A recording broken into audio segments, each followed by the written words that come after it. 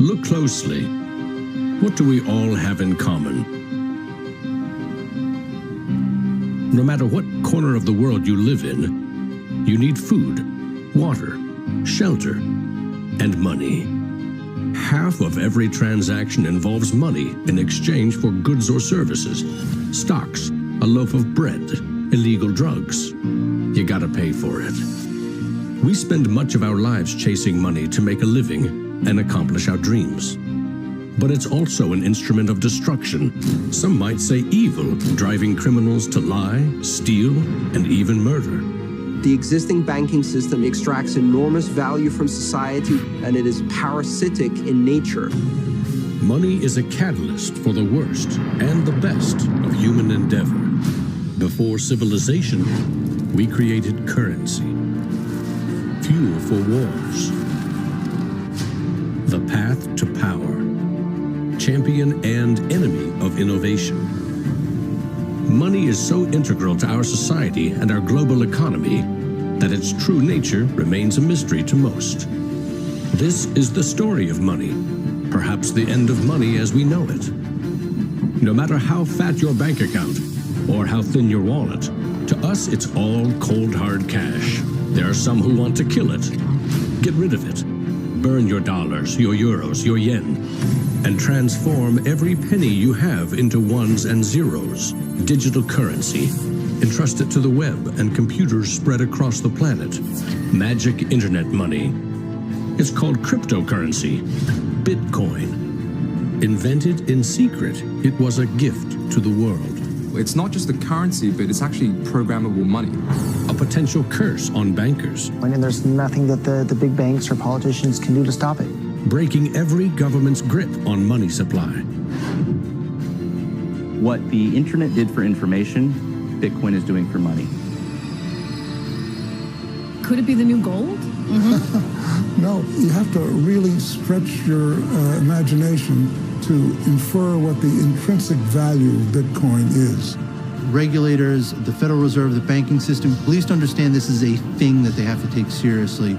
This is going to change the economic culture. Bitcoin could be a microeconomic miracle worker, and it could be a macroeconomic wrecking ball. Is Bitcoin the currency of the future? A godsend for criminals? Or a recipe for financial disaster?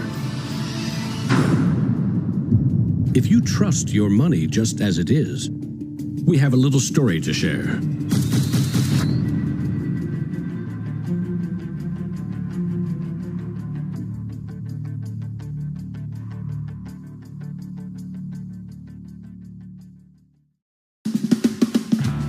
Once upon a time, there was a big party with everyone standing around the punch bowl, drunk.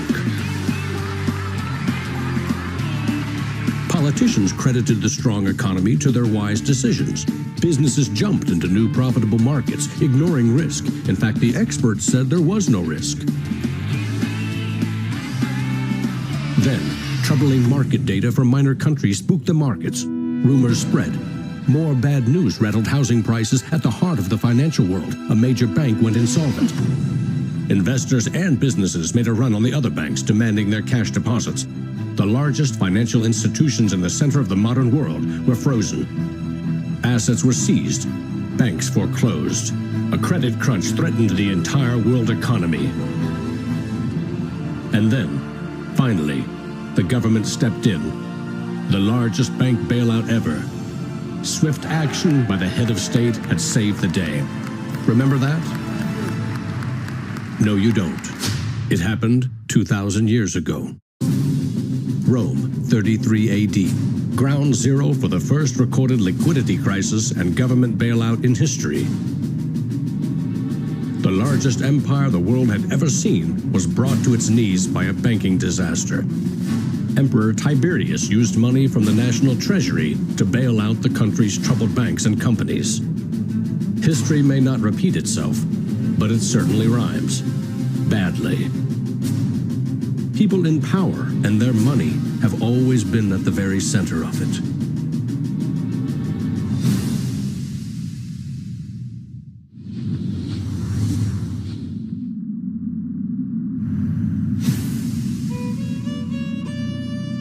The story of money is as old as civilization itself.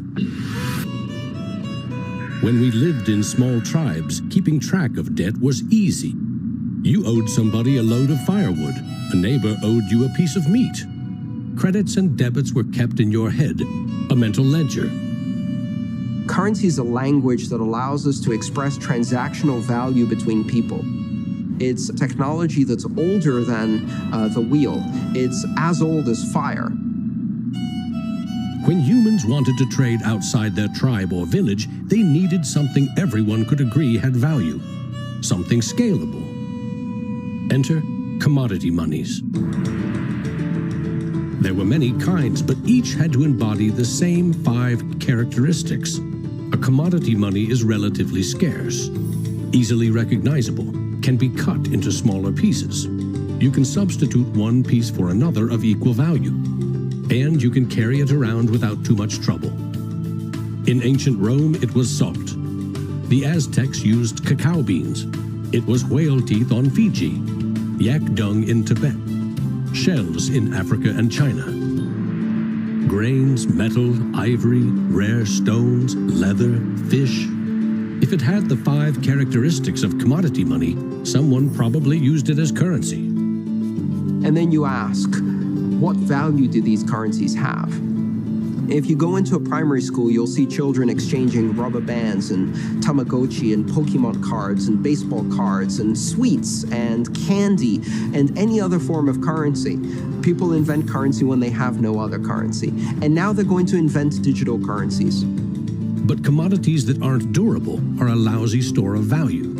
A bad cacao crop or a huge new salt discovery can throw your currency and economy into turmoil. A more stable system was needed.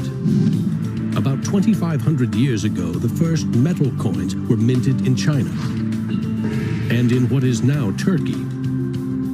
These coins shared the same 5 characteristics with commodity money, but were also very durable. In some cases, coins are the only thing left of entire civilizations. Money does not originate with governments. Money arises naturally as markets begin to develop and as people with a division of labor realize that if I have eggs and you have a cow, we may need some medium of exchange in order for you to buy my eggs or for me to buy your cow. Coins were an objective and universal unit of account, and they allowed people to buy and sell goods over vast regions. The market economy was born. Coins worked, but only if people trusted that the king or emperor who issued them wasn't cheating on the metal content. Using coins also meant that an authority now controlled the supply of your currency. Money and political power were inextricably linked, centralized. Minting coins in a steady and predictable manner allowed economic growth and stability. The Wushu coin in China retained its value for 500 years. In Constantinople, the solidus lasted for 700 years. But in those times, the coins didn't have this sort of milled edge. They were flat. And what used to happen was, as coins were passing from people to people, people would cut little bits off. And in fact, in some of the taxation that the kings would do would actually be take 1/8 of the coin off. Taxes built castles and financed military campaigns, expensive hobbies. Soon, royal mints were substituting cheaper metals for silver and gold. This is called debasement, and Europe's kings made a habit of it. The currency of France was debased every 20 months for 200 years. If no one can trust the gold or silver content of your coins, how can you trade with other countries? International merchants found a solution. They recognized that one person's debt has value. It can be traded or transferred. When those IOUs came from reputable sources, they could be used as a form of money, paper money. This money was not based on hard commodities or metal, but instead on someone's promise to pay. Merchant families like the Medici in 15th century Florence acted as clearinghouses for these IOUs. It worked like this. an English trader ordered a shipment of Italian cloth from the Medici for 100 gold coins. His promise to pay the Medici was put on paper. Meanwhile, the Medici owed 100 gold coins to another trading partner for delivery of wine from France. The parties didn't go to the expense of transporting and exchanging gold coins. Instead, the paper was transferred. Everyone agreed that the paper had value, 100 gold coins, but only because everyone trusted the Medici as solvent middlemen. They had created a paper money machine. Within a few generations, they rose from low crime to high finance. Their great wealth helped fuel the Italian Renaissance and elevated the family to levels of enormous political power. The power to marry into royal families and get elected as popes. The ties binding money to power, politics, and influence now ran through church and state. Merchants had proven that creating paper currency could be wildly profitable. Goldsmiths wanted in on the action. Imagine it like this. If the goldsmith had seen over a period of time that some of the coins he was storing for people were gathering dust, the people who owned them don't need them right now. So what if I go and lend them out into the community and I charge them interest on this loan? So he starts out lending some of these gold coins, and then later he realizes actually people don't even want the gold coins, they just want the piece of paper that says the gold coins are in the bank and with the goldsmith. So I can now make a loan with these pieces of paper, and whatever I write on a piece of paper, as long as people trust me, they'll trust the paper.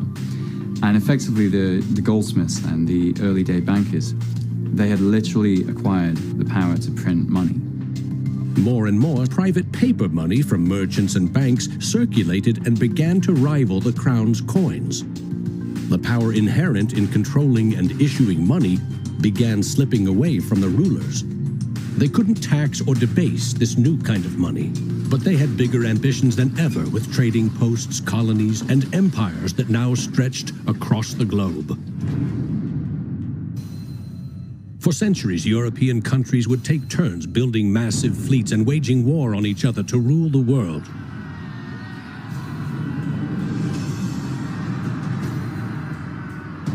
Government wanted to take the people's money in order to finance its wars. That's essentially the history of money. Money and warfare go together.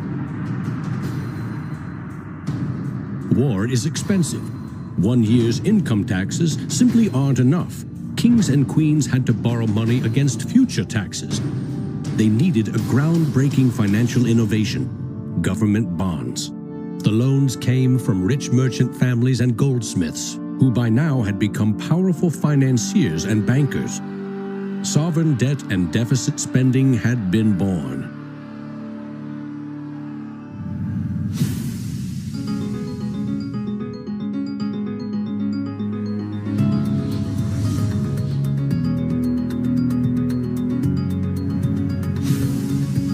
In 1694, the Bank of England was established to fund a war against France. England's central bank was privately owned and granted the monopoly to issue banknotes, paper that could be redeemed for an equal amount of gold from the government coffers. The central bank soon also managed the entire debt of the crown. Money has been a tool of sovereignty for centuries. Being able to issue currency gave you the power, but it also gave the value to that monetary supply by backing it with a force of state, with essentially the debt of state. When the U.S. won independence from Britain, the first article of the new Constitution gave Congress the exclusive right to coin money. This currency's value was tied to gold in government vaults.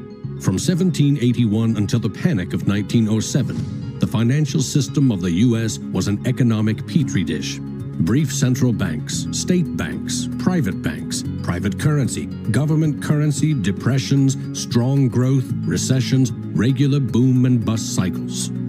The long term, as far as capital is concerned, people want predictability. People want stability. From the back of that, they can plan. Now, it's very hard to plan in the long term with such a level of volatility. In 1913, bankers and politicians decided that it was in the country's best interest, and theirs, to have a permanent central bank. They created the Federal Reserve. Among its jobs, expand or contract the supply of a single national currency, the Federal Reserve note. The dollar was tied to gold, and strategic control of it would avoid booms that lead to busts. At least that was the plan. Then came 1929.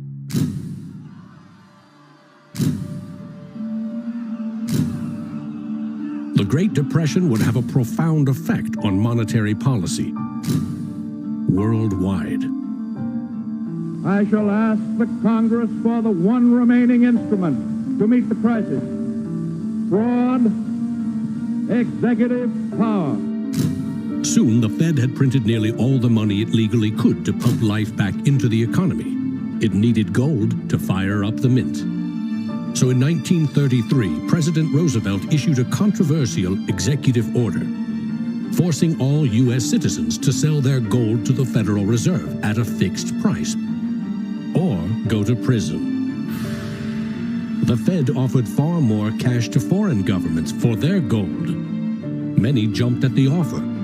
Gold flowed in, and dollars spread across the globe.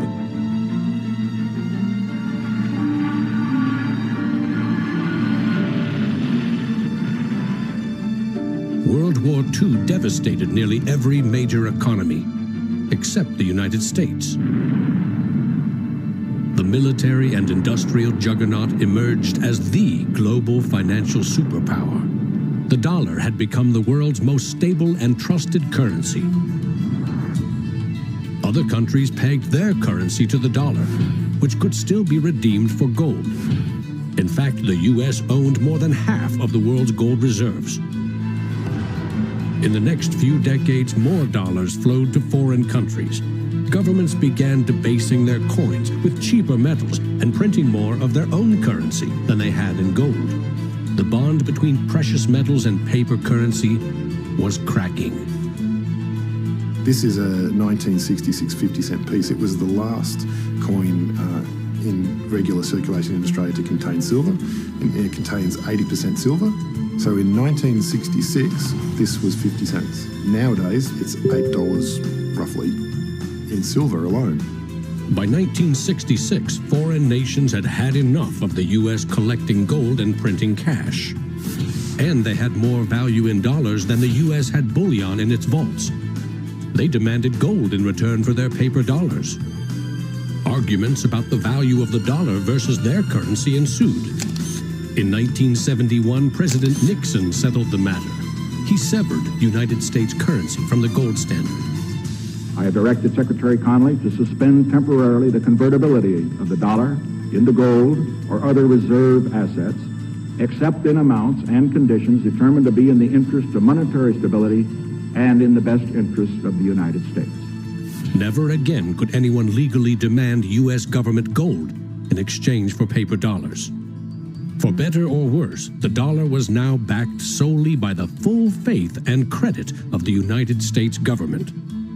The wealthiest nation the world had ever known would bet its future on a single word: trust.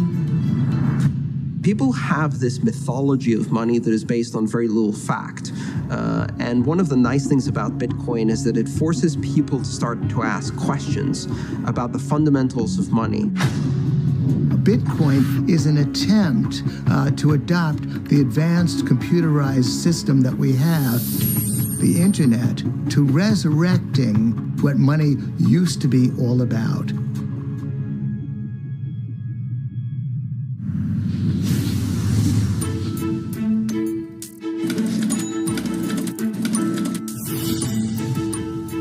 I think our dollar policies, our monetary policies, our fiscal policies have absolutely created a nation of debtors. Not just personal debt, not just corporate debt, but government debt. I mean, you have to look at those all together as one big thing. What is the wealth of the nation? Well, the wealth of the nation is a gigantic hole of money that we owe to the rest of the world that is never going to be paid back. Today, the United States pays more than $400 billion in interest to its creditors every year. When a government spends more money than it collects in taxes, it simply borrows more, or it creates more. At one time, every piece of paper money was backed by gold. Remember, For every $20 bill, there was $20 worth of gold in the government vault. Not anymore. Today, governments create currency by first creating bonds or treasury bills.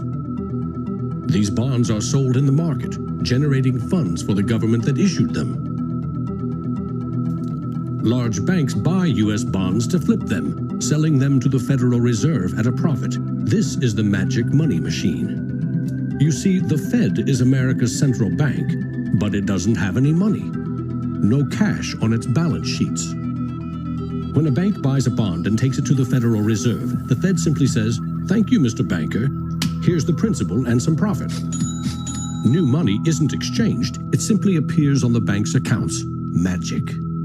For 100 years and counting, the precise mechanisms of these bond purchases have remained a secret. Here's where it gets really interesting. The Federal Reserve is not a government agency. It's a private entity, and its shareholders are banks which earn a dividend. As much as $80 billion per year total are paid out to some of the very same banks that sell the government debt to the Fed. Which banks? Don't even bother asking. That's also a secret. In other words, the magic money machine answers to no one. The Fed also sets the bar for how much interest you pay for a car, home, or business loan. The Federal Reserve has been given the impossible task of trying to run the credit and monetary system as though we are the Soviet Union. It's the central planner for the key aspect of capitalism, which is how money and credit is allocated. The Federal Reserve, on balance, does not help the economy. On balance, it hurts the economy. And it's bound to make mistakes, even with the best of intentions. The Fed is also supposed to boost employment with low interest rates, encouraging people and businesses to buy more goods and services. Governments getting involved in money is a good thing, and it's also a bad thing. It's a good thing because money is the arteries of the economy, the blood supply of the economy. Markets are subject to bouts of euphoria and despair. And it makes sense for governments to back currency and manipulate it. Moving the money supply up and down is the most powerful way to sedate that boom and bust cycle. Manipulating the supply of money has short-term and long-term consequences.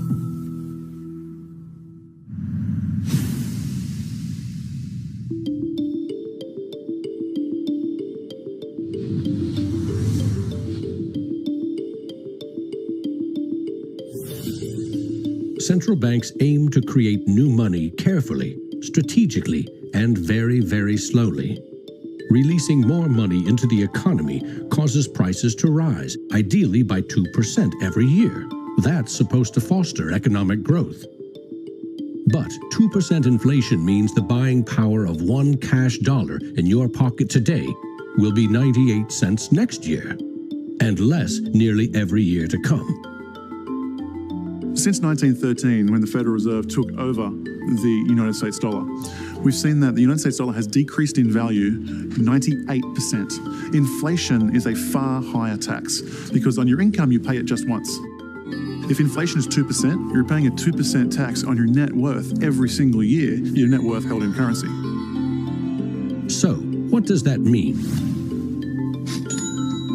If you earned $1 in 1913, you could buy 16 loaves of bread. Today, $1 barely buys you one. That's not a quaint notion of how cheap things used to be. It's proof that the value of your cash is slowly withering away. That $1 invested at 2% in 1913 would now be worth $7.24. More than 600% return versus a near total loss.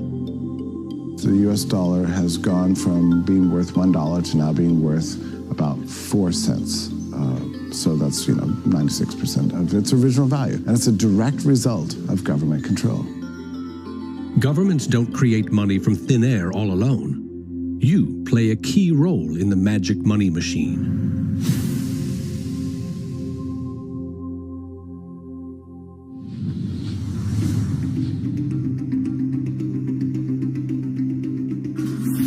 It's not really the central banks that are the problem. I mean, they're part of the problem, but the real problem is that we've given the power to create money to the same banks that caused the financial crisis. We put our paychecks and savings into a bank account and draw from it as we need it. The banks are custodians of our money. Right? Wrong. It is now the property of the bank on their balance sheets. They can do just about anything they want with it. For example, create new money. Here's how. Your bank account shows $100, but the bank only holds $3 and loans $97 to Bob to buy something. In the bank's computers, you still have $100 in your account, but Bob now has $97 of new virtual money in his account. Just digits on a computer screen. There's no cash, no gold, or anything else backing up the new numbers in Bob's account. Just his promise to pay it back. This is new money created as debt. When those $97 are spent, say in a shop, the shop owner deposits into another bank, and it is lent out again and again and again. And each of these people have numbers in their accounts showing that they own this money. So your original $100 has multiplied. Now there are over $3,300 in the system. This process of loaning out far more money than a bank actually has as cash on hand is called fractional reserve banking. In the UK, 97% of the money that exists is just numbers in a computer system, and those numbers are created by the banks. Banks earn untold billions in interest every year by creating and lending virtual money. What's more, banks don't even need your deposit to create new money. If they consider someone credit-worthy for a loan, they can put new magic money into his or her account and start charging interest. So reporters talk about Bitcoin as though it's the first digital currency. But actually we use digital currency every time you make a transaction through internet banking or through your bank card. Actually, it's not even just digital currency, it's digital currency that is created by the banks, essentially out of nothing. In other words, all new money is debt. This is the part of money creation that isn't taught in economics class. Money in paychecks, bank accounts, 401ks, that loan to Bob, credit card debt, your home loan, all began life as virtual money created by the banks. The entire system is based on trust. Trust in the bank's solvency. Trust in the debtor's ability to repay their debt. If all bank customers demanded just 3% of their deposits right now in cash, this run on the banks would reveal the truth. Almost none of that paper currency you think is in your bank account exists. It never did. Remember the drunken party? Our financial crisis had everything to do with virtual dollars. Too many people with very little income borrowed a lot of money they could never repay. But the banks didn't care. They didn't have to. They quickly made and sold shaky loans to someone else for a profit. And I got them all approved. Hey! Apply now. Selling bad loans was a good business until the whole thing blew up in the global financial crisis.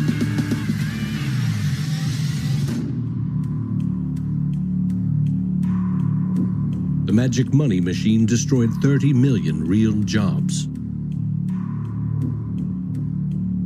The United States alone lost $16 trillion in household wealth, and the banks foreclosed on more than 1 million homes.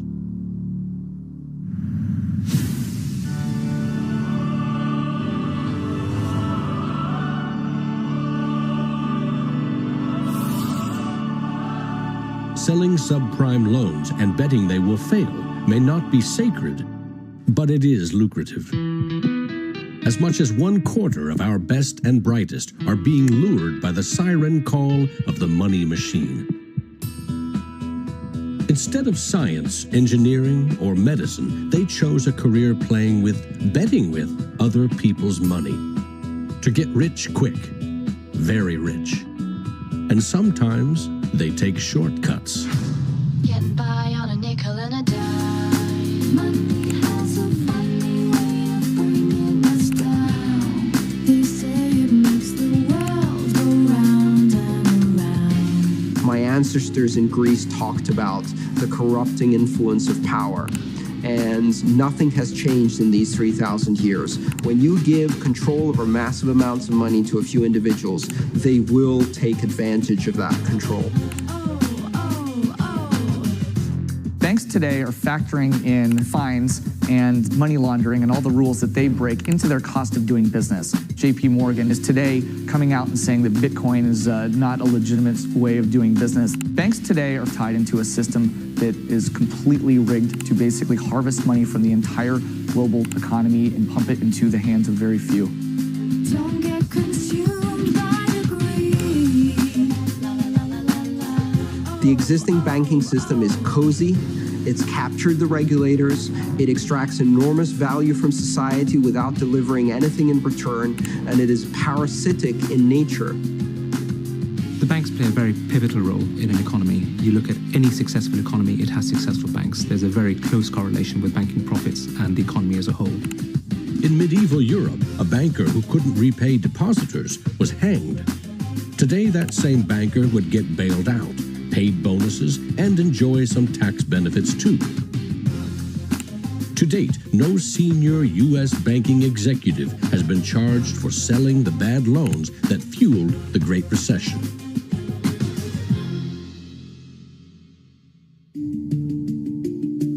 In December 2014, just 6 years after the last banking crisis brought the world to its knees, a congressman snuck a last-minute provision written by Citigroup into a crucial funding bill. The provision allows the largest U.S. banks to once again make risky derivatives bets with bank deposits. But no need to worry. If the banks implode again, lost deposits must be paid back by U.S. taxpayers.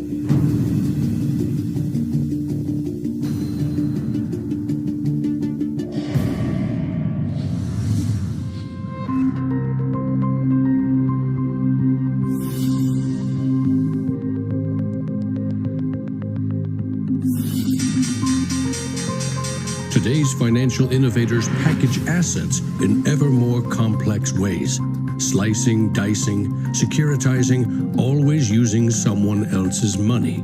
They sell debt, transfer risks, leverage bets. That's what they call innovation. When you're talking about financial innovation, Bitcoin certainly is a very good example of innovation. But there's also been other innovations that people a bit closer to the world of finance would cite as good examples.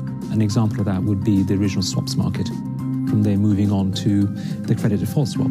It is an excellent example of financial innovation, but also if it's used incorrectly, it can create a lot of problems, as we've just seen. History teaches that the most revolutionary and disruptive innovation nearly always comes from the fringe, not from corporate cubicles. True innovators see the world differently. They see the big picture, creating new products and entire systems that lead to new industries. Steve Jobs called them the square cogs in round holes. It's unsurprising that new innovations always come from a niche group of early adopters because it is inherently very hard for many people to realize the benefits of new technologies. In 2011, most Bitcoin community people were either people from the technology space, the geeks and hackers, or people from the traditional financial industry. There are even some bankers and hedge fund traders using Bitcoinica at that time as well, which was really surprising to me. A radical new idea is often met with skepticism, ridicule, even hostility from those who stand to lose the most from its success. Case in point, the automobile. In the late 19th century, Carl Benz and others built the first cars, contraptions that could threaten the stagecoach and railroad industries. These self-propelled vehicles, or road trains, would certainly scare horses, injure people, and damage roads. Cars, the railroad barons said, were just too dangerous. And to protect us, they used their power to pass a law in 1865. It required every automobile in England to observe a 4-mile-per-hour speed limit and to be operated by a crew of 3, a driver, an engineer, and a flagman. This heroic flagman walked in front of the car to warn fellow citizens of the coming danger. The railroad tycoons, the lawmakers, the self-appointed gatekeepers used regulation to stifle innovation. But they didn't invent the flagman. He's been around for a long time.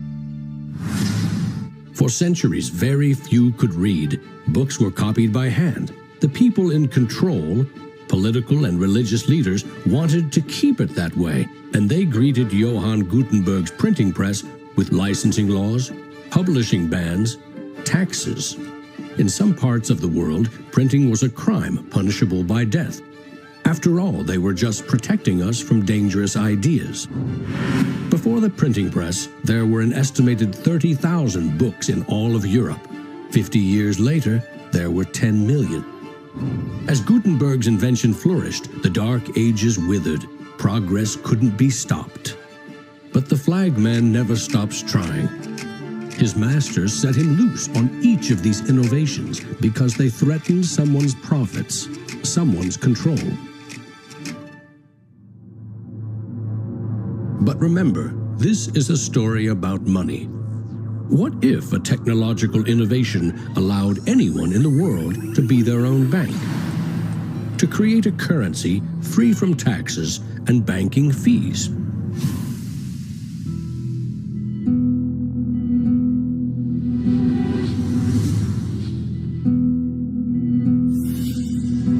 The U.S. Constitution forbids citizens from printing or minting their own currency, competing with or undercutting reliance on the U.S. dollar. In 1998, Bernard von Nothaus decided to test the resolve of the federal government. The Liberty Dollar was available in gold, silver, platinum, and copper. It was available in 3 forms, both in specie, in other words, gold and silver, in paper, as warehouse receipts, and in digital form. Obviously, the government didn't like it. They arrested me and convicted me of counterfeiting, fraud, and conspiracy, and I'm currently awaiting 22 years sentence in federal prison. Lesson learned. At a hackers convention in the Netherlands, there was a young hacker there who used the alias of Satoshi Nakamoto. And he talked to a friend of mine, and he identified the Liberty Dollar and me as inspiring him to create a new currency. Bernard von Nothaus's arrest for creating private money may also have inspired Bitcoin's inventor to keep a lower profile, publishing the invention under an alias and vanishing. Part of me is interested to know who Satoshi is. Maybe that's part of the mystique of the story. It's completely irrelevant to the functioning of Bitcoin because we have the code to read, but it would be kind of fun to know. Who is Archimedes? Who is Euclid? We don't know. We don't know if Euclid was one person or multiple people. And you know what? It doesn't matter. Euclidean geometry works whether I know who Euclid was or not, whether Euclid was a moral and good person or whether he was a corrupt plutocrat and a bastard. Science and mathematics have essential truth that stands alone, irrespective of its inventors and irrespective of their motives. Well, Bitcoin is a system based on mathematical truths, and these mathematical truths stand alone. We can read the source code in Bitcoin and understand it, and it will be true whether Satoshi Nakamoto is a man, a woman, a collection of individuals, a government agency, or aliens from the future. Bitcoin is digital currency and computer software. Capital B Bitcoin is the shared code that creates a global payment network using computers connected to the internet. Bitcoins are virtual currency, digital money created, stored, and exchanged on that network. But unlike virtual dollars created by a banker, this new currency was created with math by an anonymous inventor. Bitcoin is an open-source software protocol, like much of the code supporting the internet and email. Open source means anyone, everyone, can use the protocol. No one person or company can control it. Every change to the software is public, open, and transparent. The code was first developed by Satoshi. Then there were dozens, now hundreds, of programmers constantly collaborating to improve Bitcoin's features and security. So what makes Bitcoin a breakthrough? It tackles an ancient human dilemma and solves a computer science problem. Any shared information or data can be flawed, corrupted. Anything can be faked. How do we know that what we're receiving can be trusted? In our traditional mindset, it's very important to know who is behind this currency because their reputation is significant in knowing that our funds and the true wealth is actually safe. In finance, we rely on trusted third parties like banks, credit card companies, remittance services. They keep track of money as it moves from one account to another, and they charge us handsomely for it. We trust that their digital ledgers of credits and debits balance. A financial system that cuts out these middlemen could be faster, cheaper, and more secure. But Bitcoin is digital. Music and movies are easily pirated, copied, stolen. How can a digital currency retain value if anyone can make 1 million copies?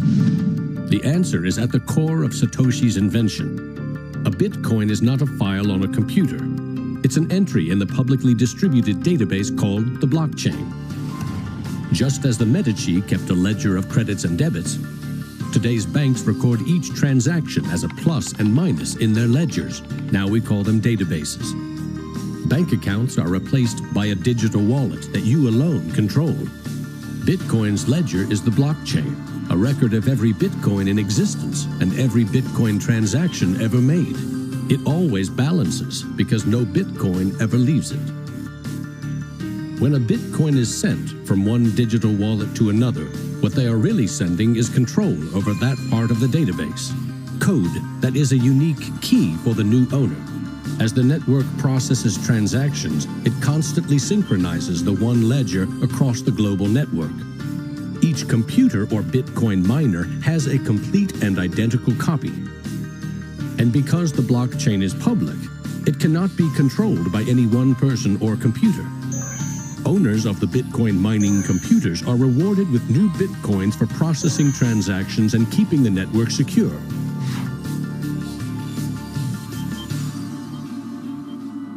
In other words, the Bitcoin network replaces banks and bankers. Today, the combined computing power of this global network is greater than the 500 biggest supercomputers combined, times 10,000.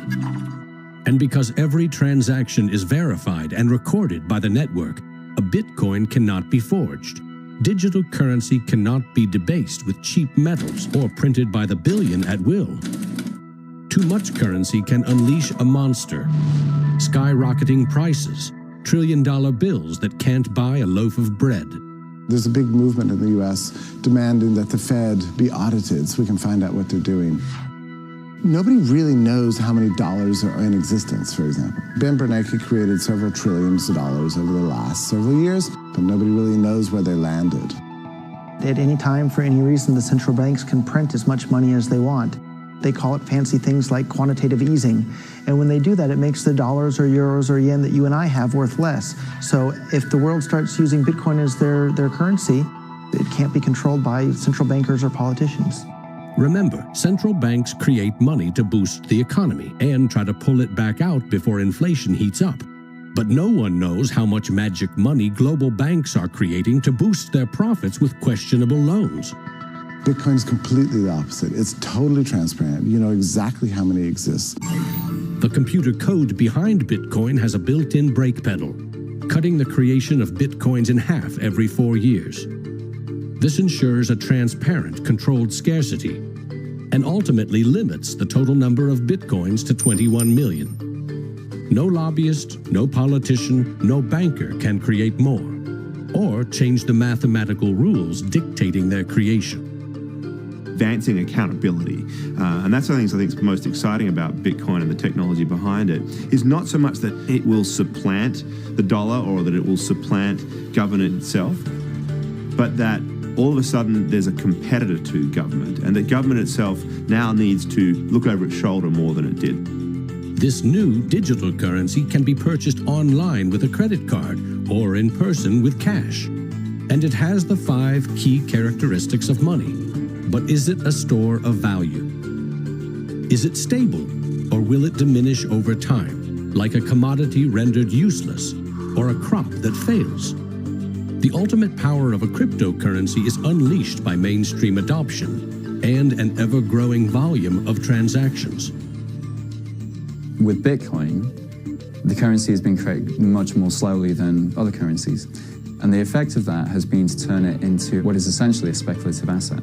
If you ask a lot of Bitcoin enthusiasts whether they're spending the currency, they're not. They're sitting on it and waiting for the price to go up.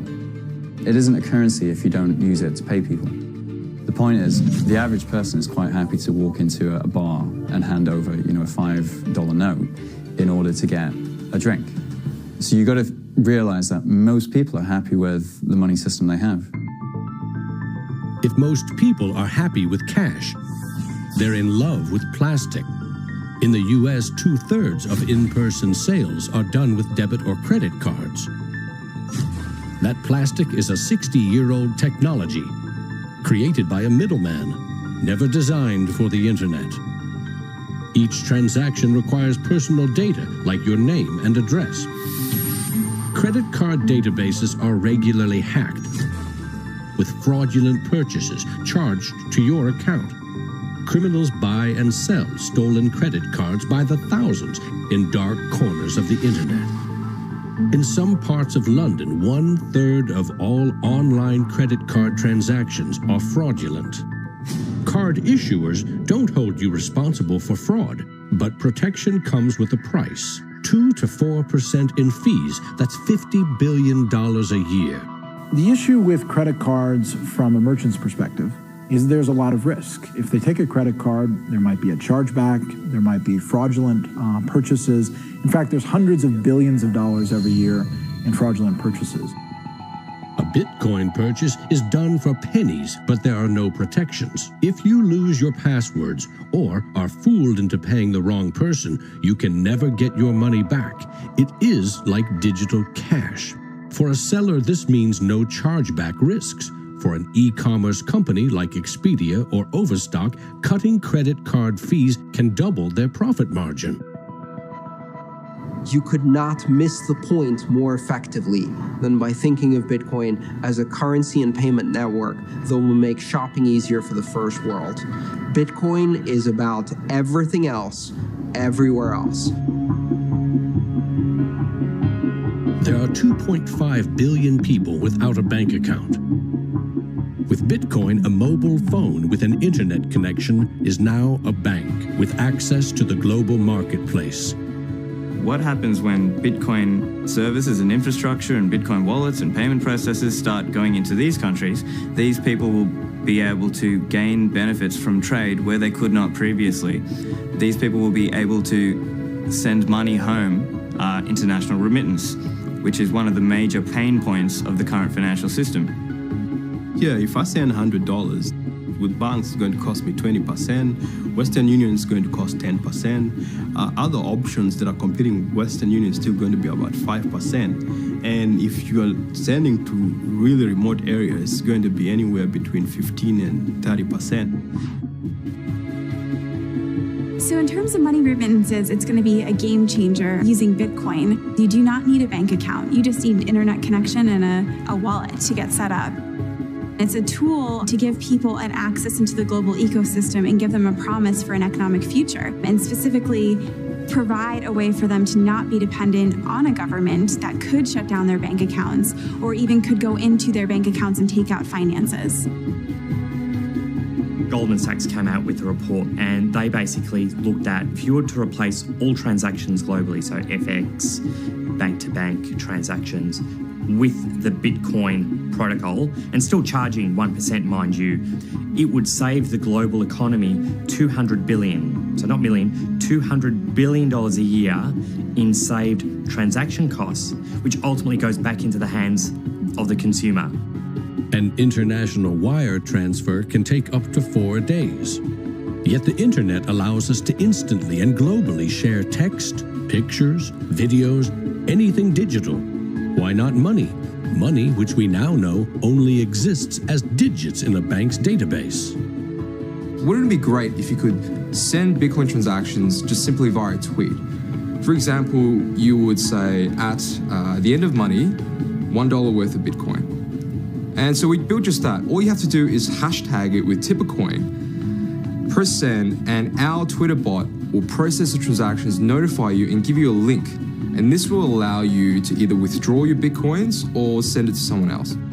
With Bitcoin, you can send $1 or $1 million worth of value anywhere in the world. You can do it for free, or you pay the Bitcoin network fee, which is still just around a penny. And there's nothing that the big banks or politicians can do to stop it. A cryptocurrency that can only be created and transferred with computer networks may be the next step of the digital revolution. The rise of machines, self-driving cars, drones, robots that rely less and less on humans. What I often think is that the future of Bitcoin or digital currency from a broader perspective is really about machine-to-machine payments. So by the time you have an unmanned taxi driving you around New York and then going to power up at an unmanned power station or going to get repairs at an unmanned auto shop, you'll see the machine-to-machine payments done with some sort of digital currency.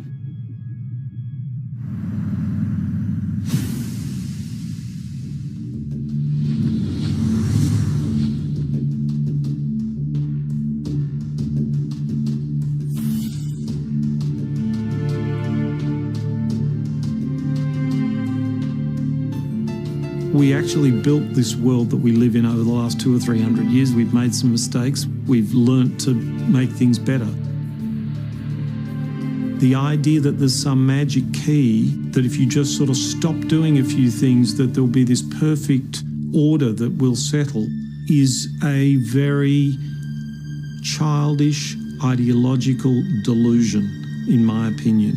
But that is not to say that Bitcoin isn't an exciting thing. It's a terrifically exciting thing. But we have to try and engage with it with working minds, not with magical thinking. People are suggesting that it's going to be another world currency, rivaling the dollar or the euro or the yen. I think that's not going to happen. I prefer to trust the banks or the central government compared to the Bitcoin is because someone's accountable. Whereas with the Bitcoin, it's completely deregulated. There's no central control. There's no one held accountable. It is a free float. It's purely demand and supply driven. Mr. Williams? So clearly this is not a currency. Currencies don't behave like this. But what this is a high-risk speculative commodity. So for the entrepreneurs, the bankers, the governments, and everyone else studying and watching Bitcoin, all I have to say is that there will probably be a lot of volatility and an upward trajectory, and to buckle up.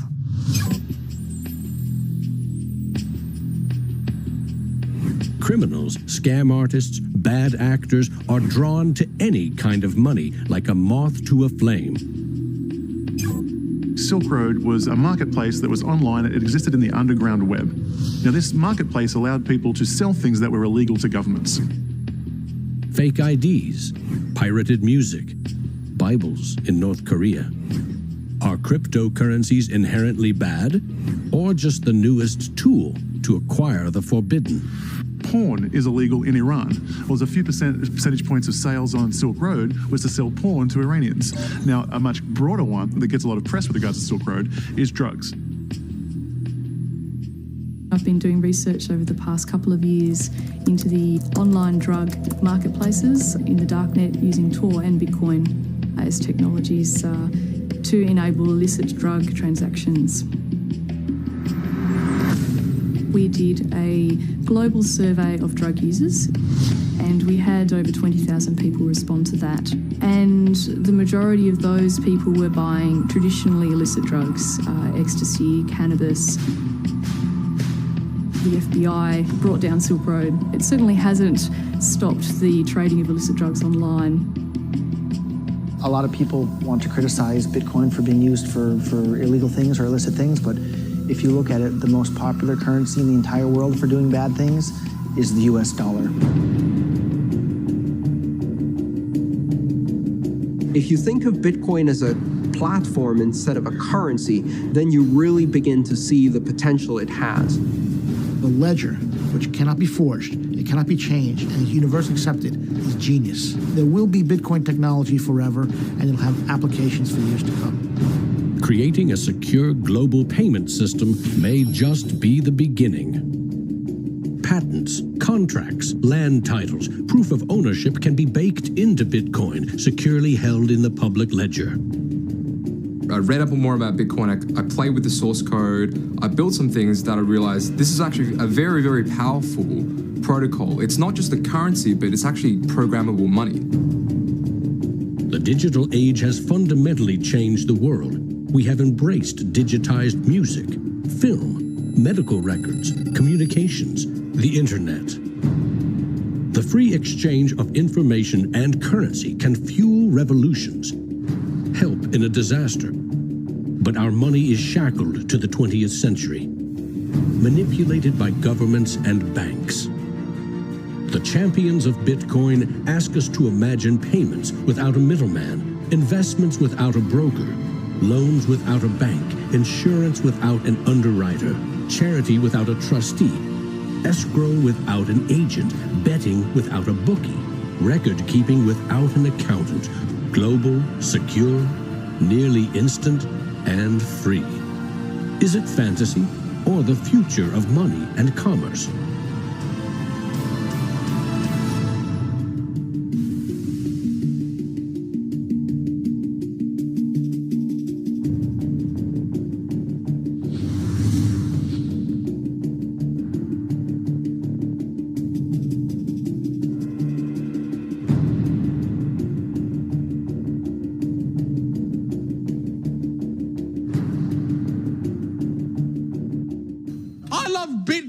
I'm really into Bitcoin. Well, Satoshi Nakamoto, that's a name I love to say. And we don't know much about him, but he came to save the day. If you don't know what a Bitcoin is, right, usually the way people describe it is digital cash. It's money for the internet. Bitcoin as you're going into the old blockchain. Oh, Bitcoin, I know you're going to rain, People are like, oh, I love my bank. I'm like, really? You ask a banker, you know what's 2 + 2? He's like, well, I can tell you, but there's a fee. Down the road it will be told about the death of old Mt. Gox, about traders trading altar coins and miners mining blocks. Now, Bitcoin is a new technology. I like to say it's banking light. All of the convenience, none of the evil. Bitcoin as you're going into the old blockchain.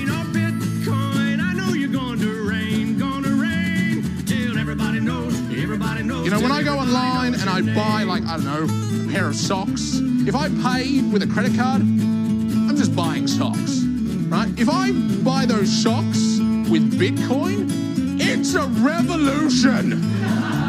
I am sticking it to the man.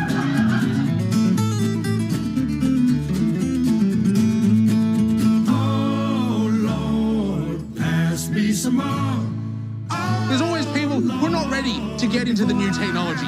You know, like when the internet came out, there was people going, nah, I don't think this is going to be popular. And came out and people were like, nah, this isn't going to catch on. And now Bitcoin comes out and people are like, I don't think, I'm like, aren't you sick of being wrong?